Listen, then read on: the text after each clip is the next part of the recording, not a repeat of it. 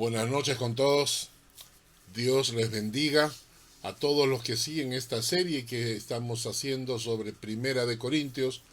El día de hoy nos toca entrar al capítulo 15. Primera de Corintios, capítulo 15. Vamos a orar para empezar el estudio de hoy.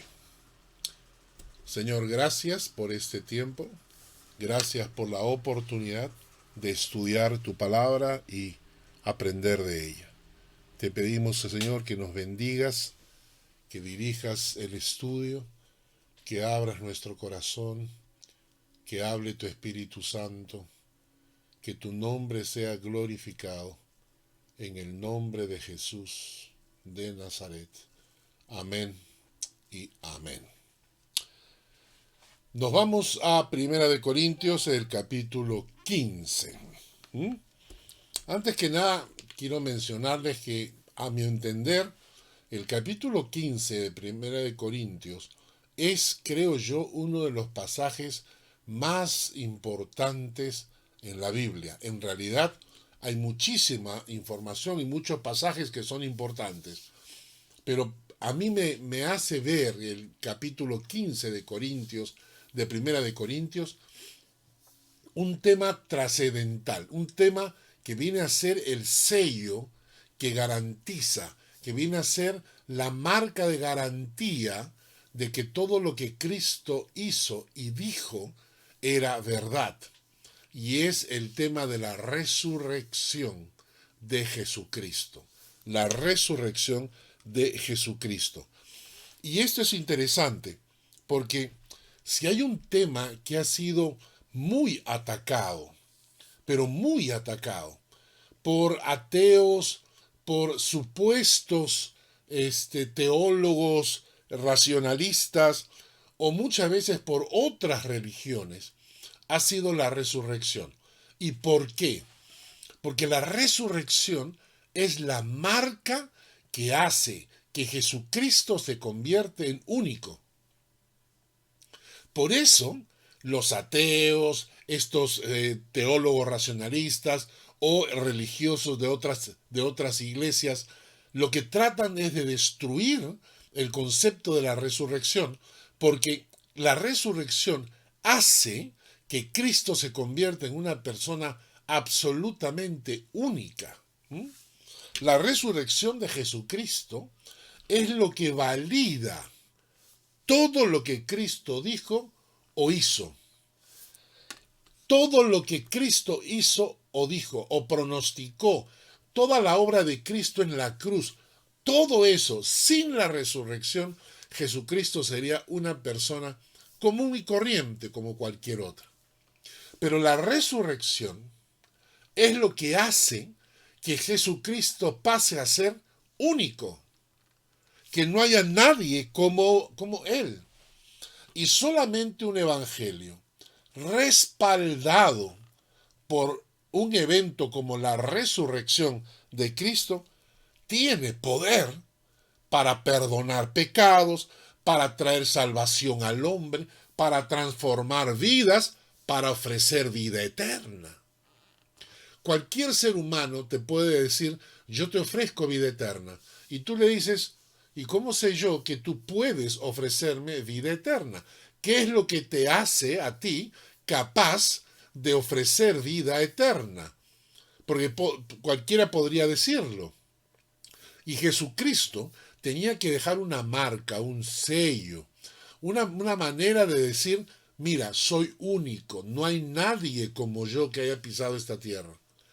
Y el gran evento es la resurrección de Jesucristo.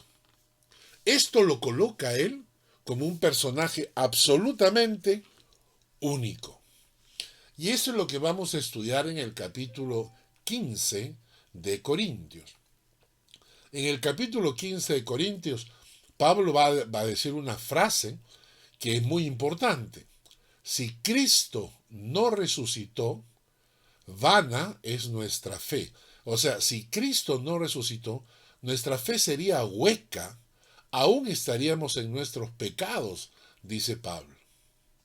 Así que en las próximas semanas vamos a estar hablando de la resurrección de Jesucristo, las pruebas, las evidencias que Pablo presenta para la resurrección, los efectos que la resurrección de Jesucristo tienen sobre nuestras vidas, y por último, el tema de la resurrección de los muertos, porque Jesucristo dice que Él es el primer resucitado de este gran evento que será la resurrección de los muertos, de las cuales nosotros vamos a participar.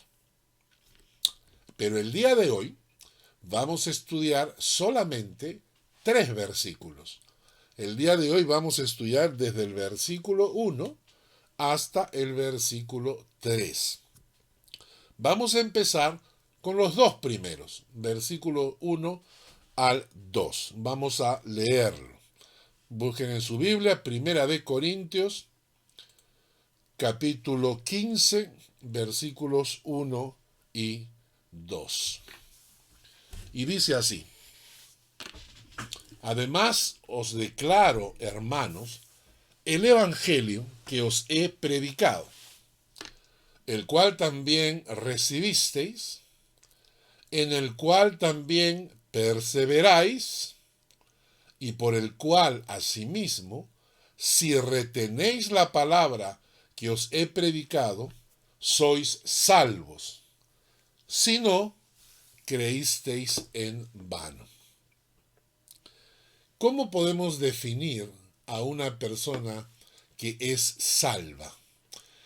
Muchas veces, cuando hablamos del Evangelio de Jesucristo, aparece esta palabra salvación. Cuando yo le pregunto a alguien y le digo, ¿eres salvo? ¿O tienes salvación y vida eterna? Muchas personas no saben de qué estamos hablando. Les voy a explicar. La salvación. ¿Qué hizo Jesucristo? Jesucristo vino a salvarnos. ¿De qué? 1. De la esclavitud al pecado en la cual estábamos esclavos. Y 2. De la condenación que nos esperaba por ser esclavos del pecado. Repito, la salvación de Jesucristo nos salva de 2 cosas. 1, la esclavitud al pecado en la cual nacemos, y la condenación que nos esperaba por ser esclavos del pecado y por pasar todas nuestras vidas pecando. Entonces, muchas personas dicen, yo necesito esa salvación. Y aquí viene la pregunta: ¿cómo sé yo que una persona es verdaderamente salva? ¿Cómo sé yo que una persona realmente ha sido liberada de esa esclavitud en la que nos encontramos y ha sido perdonada y liberada de esa condenación que le esperaba? Y este pasaje que acabamos de leer nos menciona varios aspectos. Pablo dice: Además os declaro, hermanos, el evangelio que os he predicado, el cual también recibisteis, en el cual también perseveráis, por el cual, asimismo, si retenéis la palabra que os he predicado, sois salvos. Nos dice que el evangelio que Pablo ha predicado ha tenido que ser recibido. En segundo lugar, en el evangelio que hemos recibido, debemos perseverar. Y por último, el evangelio que hemos recibido, en el cual debemos perseverar, está muy vinculado a la palabra de Dios, la que debemos retener. Son 3 verbos que nos menciona este pasaje: recibir, perseverar, retener. Los 2 primeros tienen que ver con el evangelio: recibir el evangelio y perseverar en el evangelio. Y el tercero, retener, tiene que ver con la palabra de Dios. Retener la palabra de Dios. Y si hacemos estas tres cosas, repito, si hacemos estas tres cosas, recibir el Evangelio, perseverar en el Evangelio y retener la palabra de Dios, significa que hemos sido salvos por la gracia de Jesucristo. Quiere decir que realmente Jesucristo nos ha salvado. No quiere decir que nosotros tenemos que hacer estas cosas para ser salvos, sino que Jesucristo, por su gracia y por su misericordia, nos salva en un momento en que nosotros nos arrepentimos de nuestros pecados. Vamos a estudiar estas palabras. Primero, recibir. Recibir. La palabra recibir aparece en sus pantallas, es paralambano, que significa asociarse, casarse, asumir como una carga. Qué interesante, ¿no? Qué interesante. Asociarse, casarse, asumir como una carga. Eso significa recibir. Lo que nos está diciendo entonces es que la primera cosa que debemos hacer es asociarnos, casarnos con el Evangelio. La segunda palabra, perseverar, es istemi, que significa confirmar, establecer, pararse sobre algo, quedarse, permanecer, también se traduce. Entonces, no solamente debemos casarnos con el Evangelio, pero también tenemos que confirmar, quedarnos, permanecer en el Evangelio. Y la tercera palabra, retener, la palabra catejo, que significa poseer, sujetarse, mantenerse firme, apoderarse. ¿De qué? De la palabra. Dice, si retenéis la palabra que os he predicado. Disculpen. Bien. Entonces, ¿qué es lo que nos está diciendo Pablo en estos dos primeros versículos? Paso 1. Que al escuchar el Evangelio, lo recibimos, nos asociamos, nos casamos con él.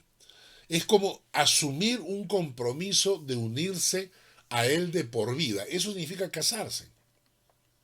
Quiere decir que realmente una persona que ha sido salva por la sangre de Jesucristo es una persona que se casó con el Evangelio.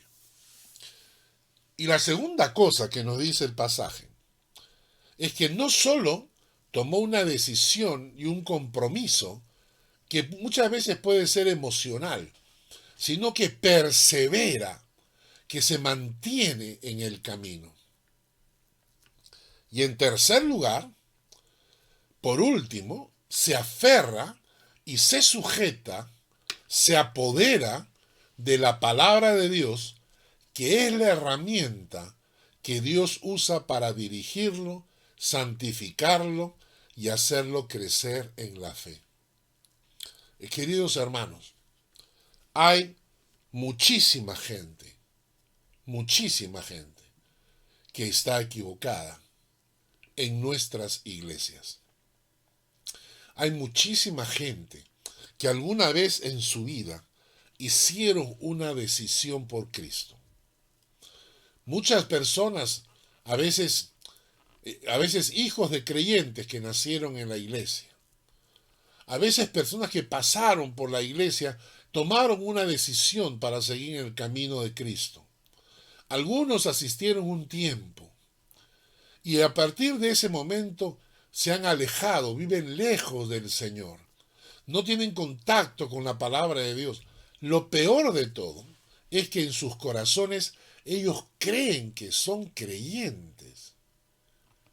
Ellos creen que son creyentes. Pero Pablo es bien claro. Pablo dice que primeramente la persona tiene que haber hecho un compromiso de por vida, es casarte con el Evangelio, el mismo compromiso que hiciste con tu cónyuge a la hora en que te casaste. Ese es el tipo de compromiso que uno tiene que asumir con el Evangelio. Y luego permanecer, porque no se trata de un momento emocional en la iglesia con la música, pasé adelante, lloré. No se refiere a eso. Se refiere a permanecer en el Evangelio. Se refiere a mantenerte en el Evangelio, caminar sobre el Evangelio. Y todo esto está sumamente vinculado a la palabra de Dios. ¿Por qué? Porque yo me aferro a la palabra, me sujeto, me apodero de la palabra de Dios, porque es la herramienta que Dios usa para dirigirme, para santificarme, para hacerme crecer en la fe.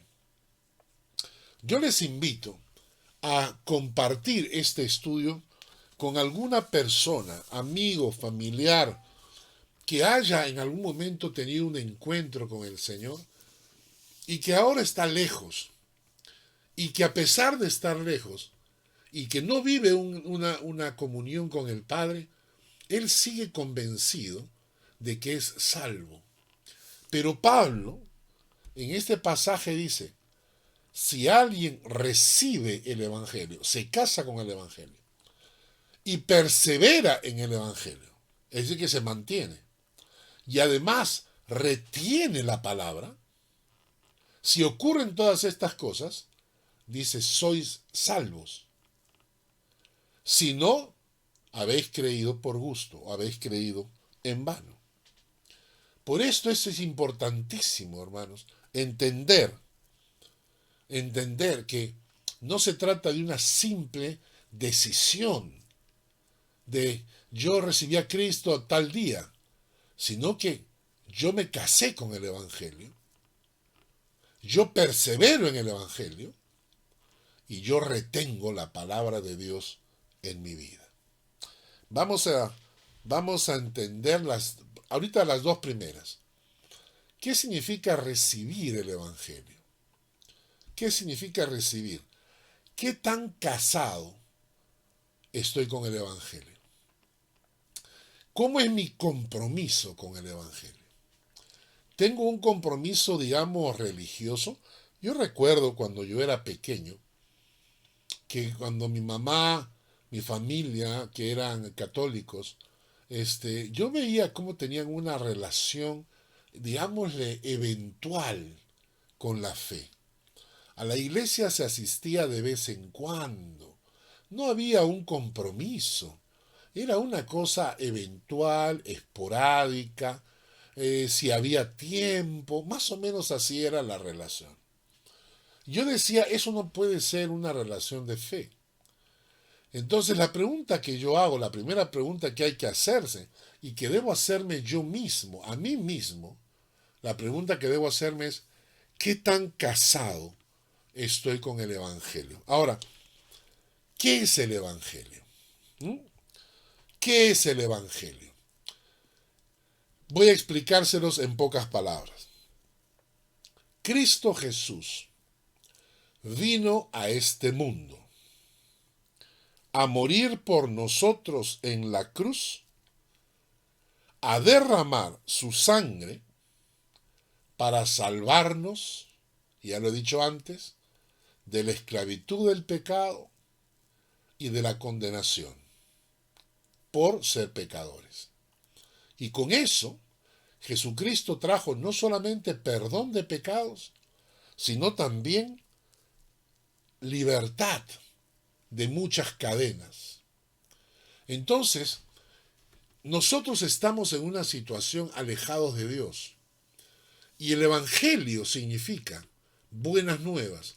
Significa, en Cristo puedes recuperar tu comunión con Dios que la has perdido producto del pecado. Por Cristo que murió en la cruz, tú puedes recuperar tu relación con Dios. Puedes obtener perdón por tus pecados y restaurar una relación con el Dios eterno. Esas son las buenas nuevas. Hay un par de pasajes que lo describen. Lucas capítulo 4, versículos 18 y 19 dice, el Espíritu del Señor está sobre mí, por cuanto me ha ungido para dar buenas nuevas a los pobres. Me ha enviado a sanar a los quebrantados de corazón, a pregonar libertad a los cautivos de cualquier tipo de esclavitud, vicio, malas costumbres, mal carácter, a dar vista a los ciegos y a poner en libertad a los oprimidos, a predicar el año agradable del Señor. Todo esto incluye el Evangelio. Todo esto incluye el Evangelio. Por eso dice acá, el Espíritu del Señor está sobre mí, por cuanto me ha ungido para dar buenas nuevas. Esas dos palabras, buenas nuevas, en el griego es evangelio.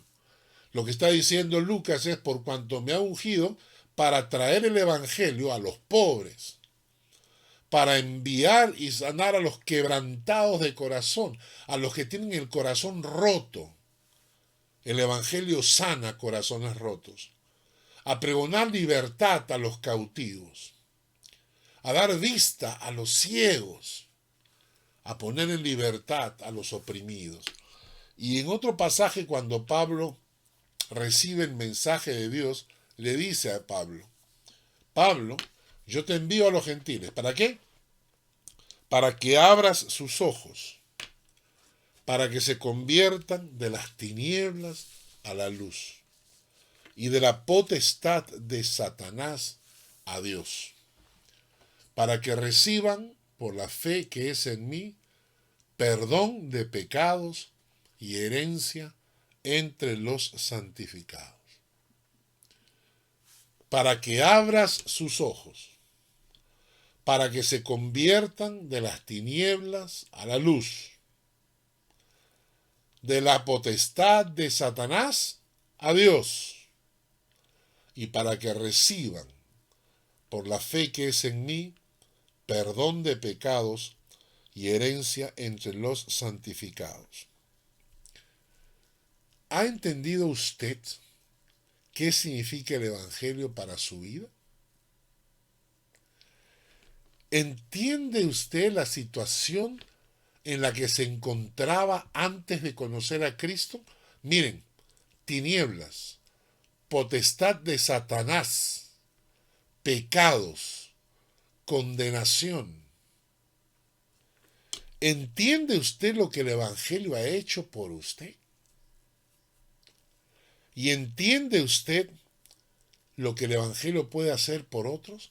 Y si usted comprende el Evangelio, entiende por qué es necesario casarse con el Evangelio para poder escapar de esta situación en la que nos encontrábamos. ¿Realmente me he arrepentido de mis pecados? Cuando yo entiendo mi situación delante de Dios, cuando yo entiendo que yo estaba en tinieblas, bajo la potestad de Satanás, cargado con mis pecados y sin ningún tipo de herencia en la eternidad, sino condenación. Cuando yo llego a entender esto y me dicen, el Evangelio es para que te liberes de todo eso, Dios mío, yo necesito ese Evangelio. Yo quiero casarme con ese Evangelio. Entonces yo tomo una decisión.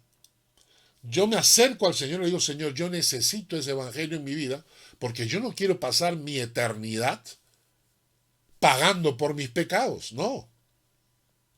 Entonces el primer paso es, yo tengo que asumir un compromiso con el Señor. Yo tengo que casarme con el Evangelio haciendo un compromiso de por vida. Si no, no hay perdón ni libertad ni nada. Necesito ese pacto con el Señor. Pero en segundo lugar, mi compromiso es de perseverar.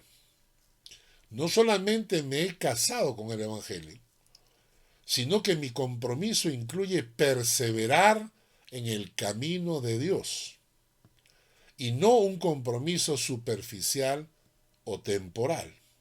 Les repito, compartan este estudio bíblico con aquellas personas que ustedes conocen, hicieron alguna vez una decisión por Cristo, pero no están perseverando en el camino. Pero a pesar de no perseverar en el camino, siguen creyendo que van camino de salvación. Vamos a leer algunos textos y ustedes me van a decir si el perseverar no es una característica necesaria. Miren, Mateo 10:22. Seréis aborrecidos de todos por causa de mi nombre. Mas el que persevere hasta el fin, éste será salvo. Mateo 24, 11 al 13. Muchos falsos profetas se levantarán y engañarán a muchos. Y por haberse multiplicado la maldad, el amor de muchos se enfriará. Mas el que persevere hasta el fin, éste será salvo. Al que persevere hasta el fin, éste será salvo. Hechos de los Apóstoles 1:14. ¿Cuál era la actitud de los creyentes?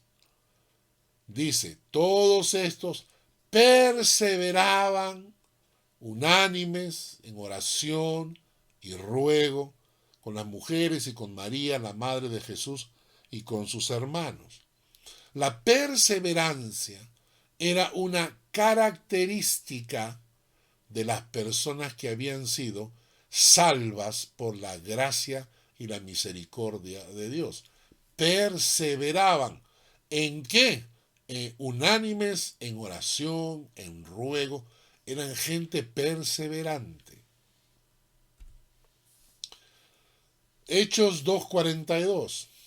Y perseveraban en la doctrina de los apóstoles, en la comunión unos con otros, en el partimiento del pan y en las oraciones. Este es un modelo muy interesante sobre iglesias celulares. ¿Qué es lo que hacemos nosotros en nuestras iglesias celulares?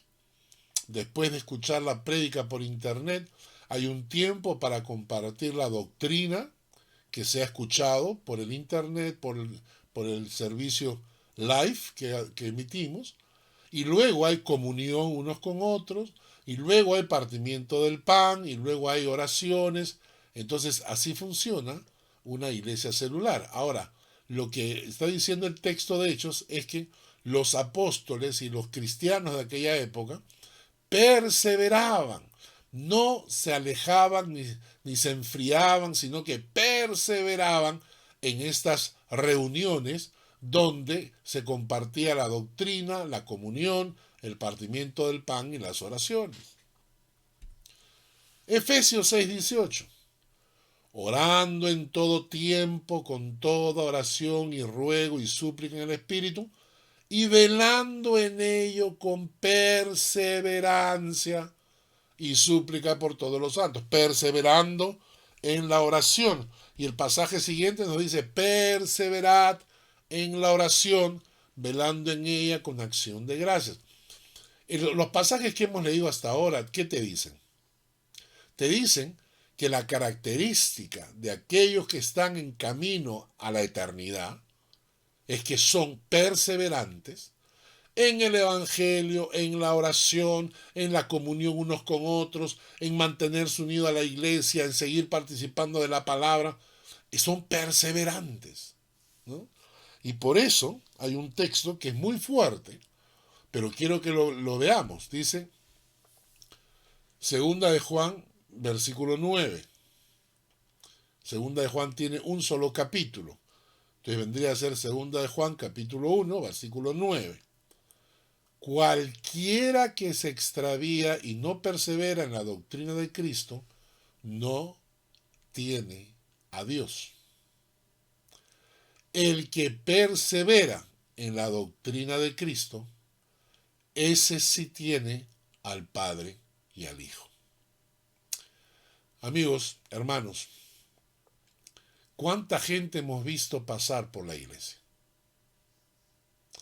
¿Cuánta gente hemos visto que llegaron, se identificaron, estudiaron la palabra un tiempo, pero luego los afanes de este mundo, quizás algún pecado, por alguna circunstancia, se alejaron del Señor, dejaron de perseverar en los caminos de Dios. Dos cosas. Si tú eres uno de ellos, es tiempo de volver al Señor y a tu iglesia. Segundo, si tú estás lejos del Señor, quizás lo que tienes que hacer es casarte con el Evangelio de verdad. Porque si no perseveras en los caminos de Dios, es señal que el Evangelio todavía no entró en tu corazón. Este pasaje es fuertísimo. Cualquiera que se extravía y no persevera en la doctrina de Cristo no tiene a Dios. El que persevera en la doctrina de Cristo, este sí tiene al Padre y al Hijo. Y nosotros tendremos que orar, interceder por nuestros hijos, por nuestros familiares, parientes, primos, tíos, hermanos. Debemos orar. Si es que alguno de ellos escuchó al Señor, hizo una decisión y se ha alejado. Y orar, ¿para qué? Para que realmente tenga un encuentro con el Señor y se case con el Evangelio. Entonces, las dos cosas que hemos visto en un principio, mi relación con el Evangelio, casarme con él y perseverar en él. A esto hay que añadirle una tercera cosa, mi relación con la palabra de Dios. Lo interesante de este pasaje que Pablo menciona es que Pablo relaciona el Evangelio con la palabra. Porque dice, a aquellos que han recibido el Evangelio, los que se han casado con el Evangelio, y aquellos que perseveran en el Evangelio, a eso hay que añadirle una cosa más, retener la palabra. Entonces, ¿qué significa esto? Retener la palabra. Ya hemos dicho, pararse, aferrarse, estar pegado a la palabra. Porque esa es la actitud del verdadero Hijo de Dios. Noten ustedes esta parábola que todos conocemos, que nos habla de la palabra de Dios, ¿no? En Lucas capítulo 8, versículos 11 al 15, dice, esta es pues la parábola. La semilla es la palabra de Dios. Ok, entonces la semilla es la palabra de Dios. Luego nos dice que ahí están los de junto al camino, que son los que oyen. Solamente oyen. Ellos escuchan el mensaje, pero inmediatamente viene el diablo y quita de su corazón la palabra para que no crean y sean salvos. ¿Ah? Entonces, son personas que tienen un contacto con la palabra, pero solamente de oído. Les entró por acá y les salió por allá. Y tan rápido fue su contacto con la palabra que el diablo vino inmediatamente, quitó la palabra de su corazón, porque no quiere que crean y no quiere que sean salvos. Luego, los de sobre la piedra, dicen, son los que habiendo oído, ok, ellos oyeron la palabra, pero ahora ¿qué hacen? Estos reciben la palabra con gozo. Ellos toman un compromiso con el Señor. Es un compromiso emotivo, ¿no? Quizás en una iglesia les pusieron una musiquita detrás y estaban llorando y él agarró y tomó una decisión y reciben la palabra con gozo, si no es con gozo, a veces con lágrimas, y entonces están contentos, pero no tienen raíz. Entonces crecen por algún tiempo, pero después, en el tiempo de la prueba, cuando vienen las pruebas, se apartan. Tercero, la que cayó entre espinos. Estos son los que oyen la palabra, pero yéndose, dejan que los afanes y las riquezas y los placeres de la vida les ahoguen la fe. Ellos le dan a los afanes de este mundo, a las riquezas, a los placeres de la vida, les dan tanto lugar que crece como mala hierba, crece y asfixia la palabra y no dan fruto. Pero miren lo que pasa con la buena tierra. Dice, mas la que cayó en buena tierra, la semilla que es la palabra de Dios,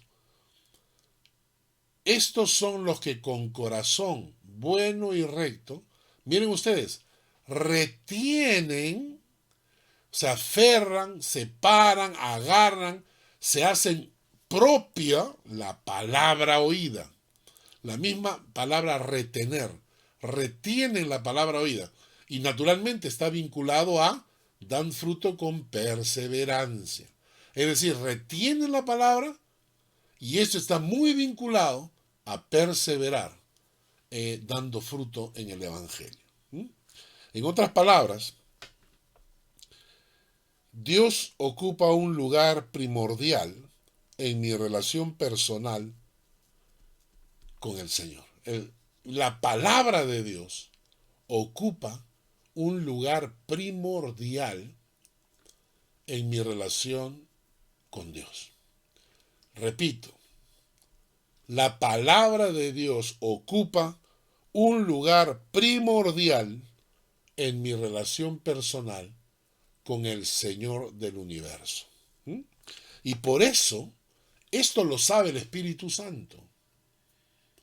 Y por eso, el Espíritu Santo que ha sido derramado en nuestros corazones pone en nosotros hambre por la palabra, porque sabe que necesitamos de la palabra para ser guiados, para crecer, para aferrarnos al Señor.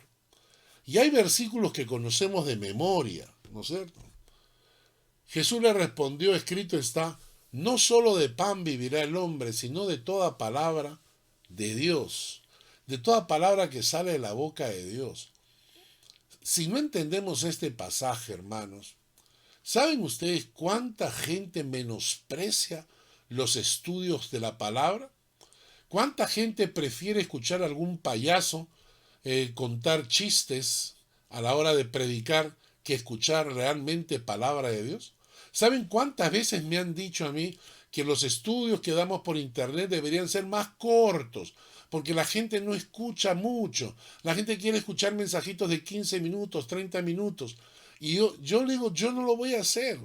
Hay un montón de gente que hacen ese tipo de mensajitos de 15 minutos, 20 minutos. Y claro, la gente está contenta porque la gente no tiene hambre de la palabra de Dios. Pero acá es clarísimo, hermano, no solo de pan vivirá el hombre, sino de toda palabra de Dios. Entendemos la relación que existe entre perseverar en el Evangelio y mantenerme en la palabra de Dios. ¿Saben cuántas personas se conectan para escuchar la palabra? Esto es interesantísimo. Hay mucha gente que se conecta por el internet, pero ¿cuánta gente es responsable, por ejemplo, en seguir sus estudios bíblicos? En fin. Lucas 11, 27 al 28. Dice, mientras él decía estas cosas, está hablando Jesús, una mujer entre la multitud levantó la voz y le dijo, bienaventurado el vientre que te trajo y los senos que mamaste. Le están hablando a Jesús y están exaltando a su madre, a María. Y le dicen, bienaventurado el vientre que te trajo, el vientre de María, y los senos que mamaste. Y Jesús, en cierta manera, lo para en seco y dice, antes, bienaventurados los que oyen la palabra de Dios y la guardan.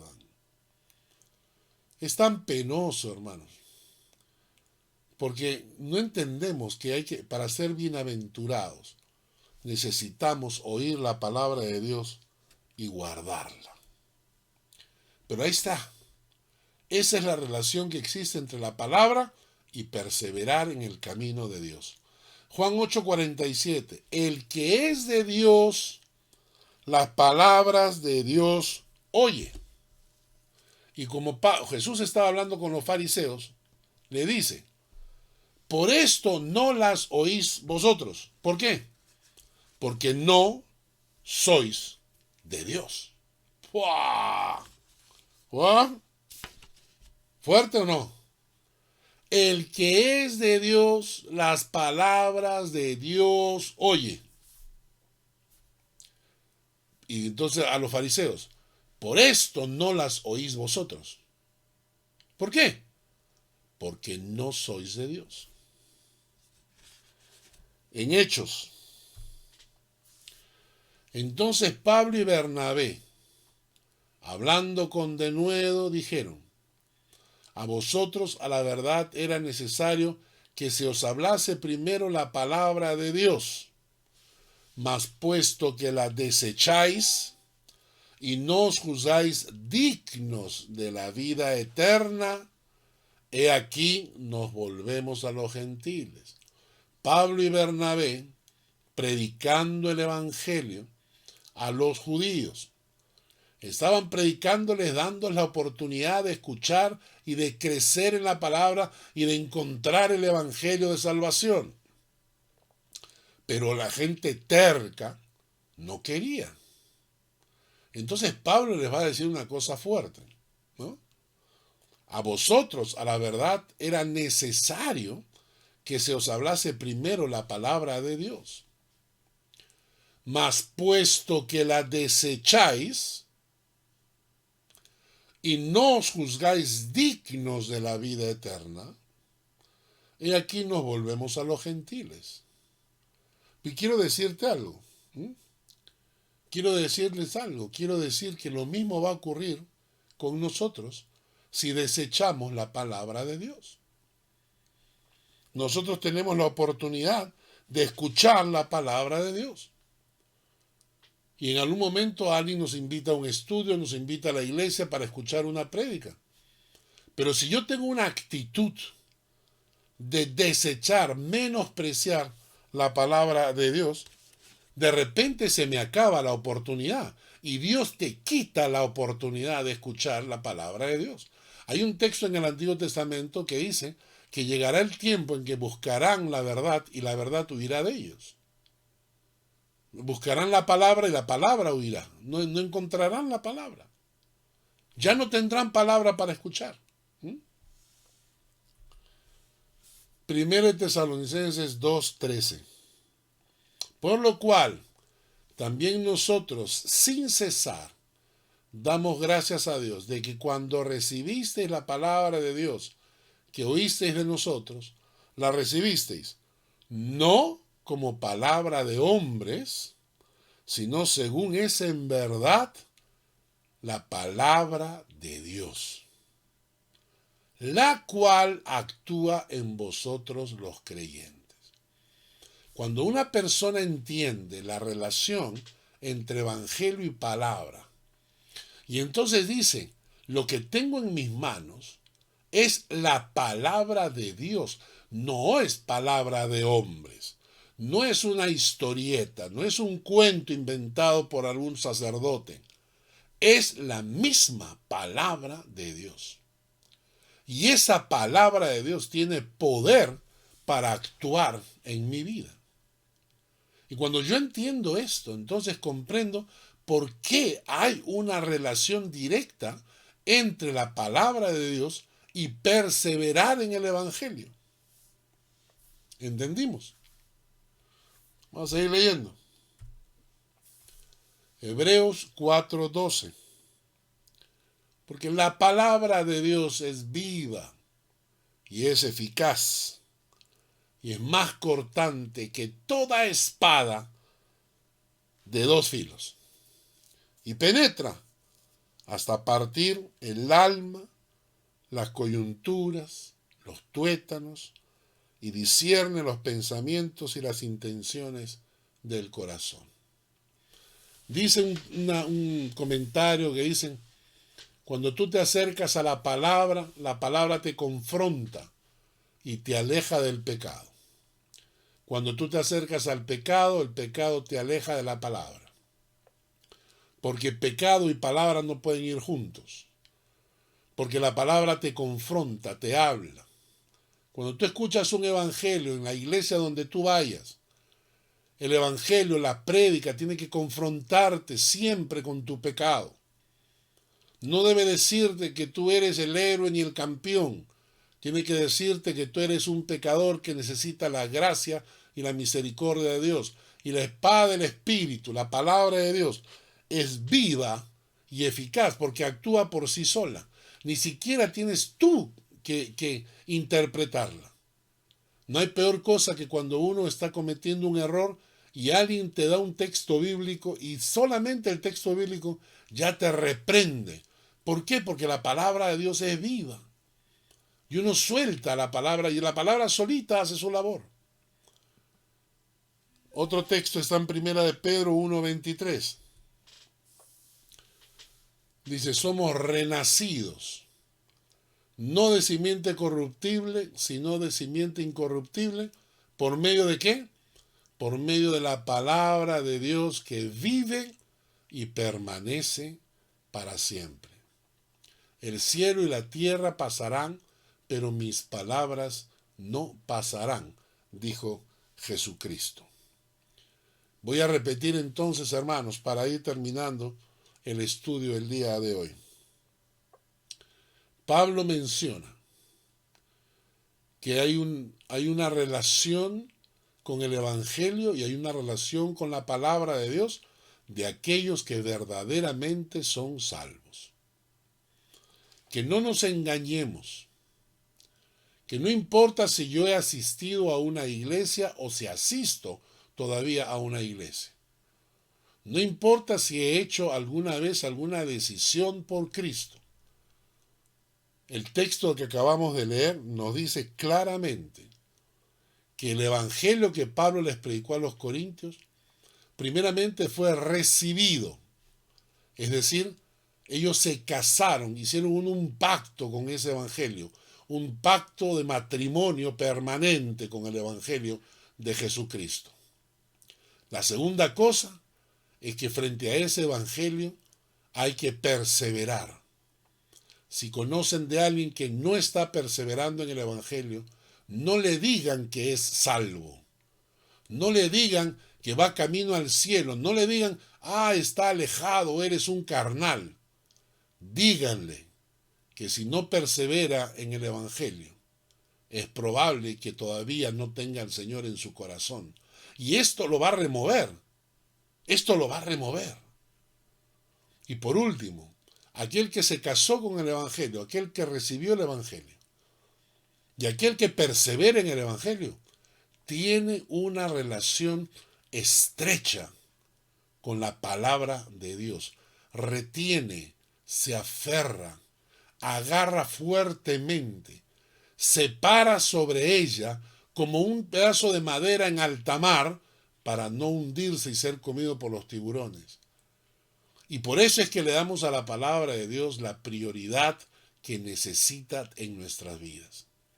Y Pablo dice, al que ha recibido el evangelio de esta manera, al que persevera en el evangelio de esta forma, y aquellos que retienen la palabra de Dios, estos son salvos.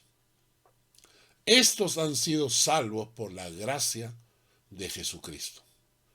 Estos son los que Jesucristo ha salvado con su sangre y podemos reconocerlos en medio de este mundo. Que el Señor bendiga su palabra, que nos haga reflexionar a nosotros mismos. Termino diciendo lo siguiente. ¿Qué hay de mi vida? Si yo veo en mi vida, si he escuchado este sermón, y yo veo en mi vida que yo no tengo un compromiso con el evangelio, asuma su compromiso. Arrodíllese delante de Dios y dígale, Señor, quiero casarme con tu evangelio en un pacto y una promesa de por vida. Si usted no es de los que perseveran en el evangelio, arrodíllese y pídale perdón al Señor. Dígale, Señor, ayúdame a perseverar. Ayúdame a mantenerme fiel y perseverante en tus caminos. Si usted es una persona que desecha, menosprecia la palabra de Dios, entonces ahí está la cosa grave. Usted tiene que ir al Señor y decirle, Señor, perdóname, porque te estoy insultando al insultar tu palabra. Perdóname, límpiame, dame una oportunidad de salvación. Entra en mi corazón, sálvame. Esto es para los que están escuchando este estudio. Pero si ustedes conocen de alguien que necesite escuchar este mensaje, mándenle el link para que se conecten o invítelo a su casa a escuchar el mensaje juntos. Y luego invítele a orar para encontrar en el Señor la salvación que lleva a vida eterna. Y cuando estas personas encuentren la salvación de verdad, verán ustedes cómo tienen un pacto permanente con el Evangelio, cómo perseveran en el Evangelio, cómo retienen la palabra.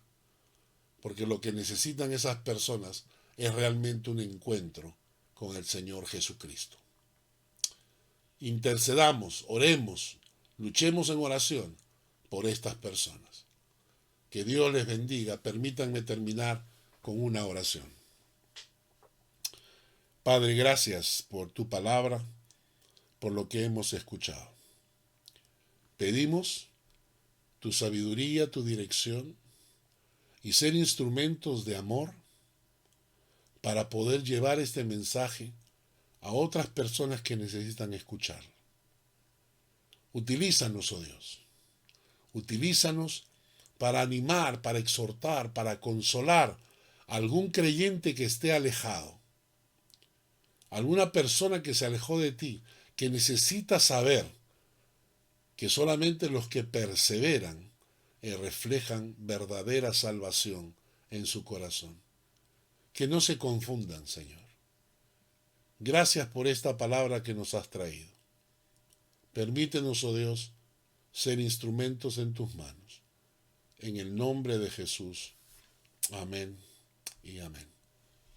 Que Dios les bendiga, hermanos. Nos vemos la próxima semana para continuar con 1 Corintios capítulo 15.